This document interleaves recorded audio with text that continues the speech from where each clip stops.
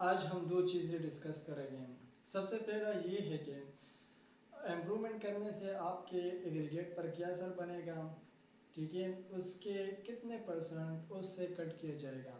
اور دوسرا پوائنٹ یہ ہے کہ ہم اس سال ایگریگیٹ کو کس طرح فائنڈ کر سکتے ہیں اور کس طرح فائنڈ کریں گے. یہ سب چیزیں ہم آج ڈسکس کریں گے.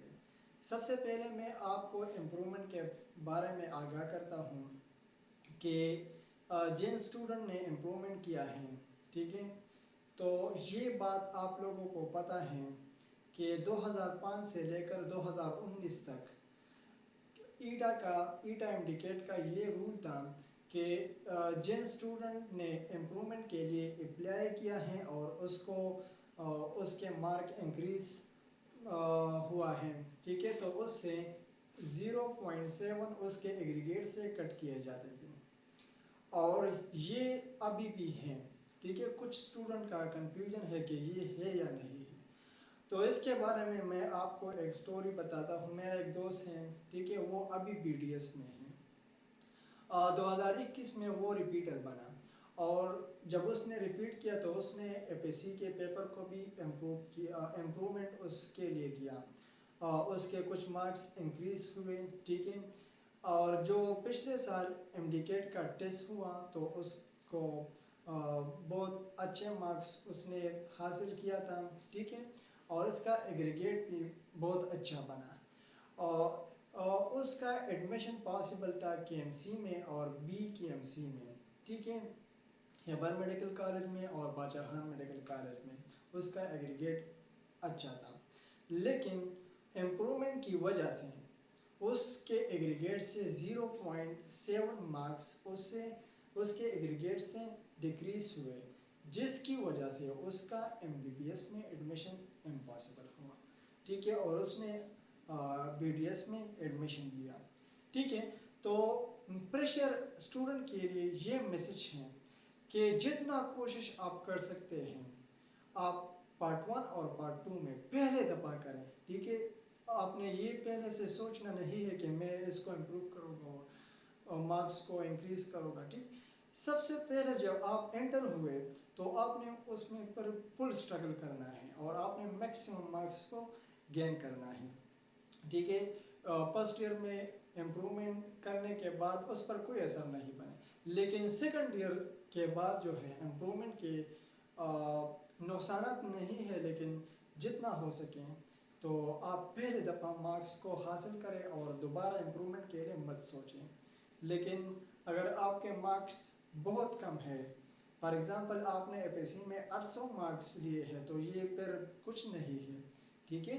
آپ کو کم از کم 1000 پلس آپ نے لینا ہے جب آپ کا یہ ارادہ ہے کہ آپ انڈیکیٹ دیں گے، ٹھیک ہے. تو آپ نے 1000 پلس جو ہے آپ نے اے پی سی میں لینا ہے. میٹرک کا اس میں جو ہے بڑا میٹر نہیں ہے. میٹرک میں اگر آپ کا 850 بھی ہے یا 900 ہے تو اٹس اوکے، ٹھیک ہے. تو میٹرک کے بارے میں آپ نے زیادہ سوچنا نہیں ہے. اے پی سی میں آپ نے زور لگانا ہے، اور پھر آپ کا ہارڈ ورک شروع ہوتا ہے. کہاں سے؟ آپ کا ہارڈ ورک جب آپ اے پی سی سے فارغ ہو جائے اور ایٹا کے لیے آپ پریپیئر کریں گے تو یہ پھر گوڑوں کا ریس ہے، ٹھیک ہے. تو آپ کا ہارڈ ورک پھر وہاں سے شروع ہوتا ہے. اس کے بعد جو دوسرا پوائنٹ ہے اس میں کہ ہم اس سال ایگریگیٹ کو کس طرح فائنڈ کریں، تو میں آپ کو بتاتا ہوں کہ ایگریگیٹ بالکل سیم ہے جس طرح پچھلے سالوں میں تھا، ٹھیک ہے. 2021 میں، 2022 میں اور ابھی جو 2023 کا انڈیکیٹ ہوگا اور اس کے بعد بھی انشاءاللہ جو انڈیکیٹ ہوگا تو اس کے لیے یہ ایگریگیٹ پر اور یہ ایگریگیٹ میرے خیال میں اچھا ہے، ٹھیک ہے.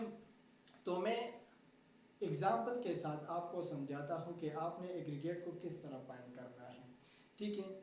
ایگریگیٹ میں آپ کے تین پارٹس ہیں. مارکس کا پرسنٹیج جو ہے اس کو ایڈیشن ہوتا ہے. فار ایگزامپل یہاں پر ایک نمبر پر آپ کے میٹرک کے جو مارکس ہیں اس کے 10%، ٹھیک ہے. اور دوسرے نمبر پر اے پی سی کے 40% है। तीसरे नंबर पर ईटा है, एमडीकेट है, एमडीकेट में आपके 50%। ठीक है, तो ये इस तरह हम अब एग्रीगेट को फाइंड करते हैं एग्जांपल के साथ।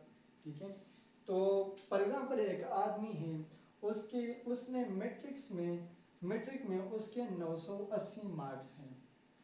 आपने जो ऑब्टेन है, ठीक है, उसको टोटल मार्क्स पर डिवाइड करना है, टोटल मार्क्स इस ऑब्टेन पर डिवाइड करना है। फॉर एग्जांपल 980 को आपने 1100 से डिवाइड करना है, उसका क्या है, तो हम यहाँ देखते हैं 980 डिवाइड बाय 1100,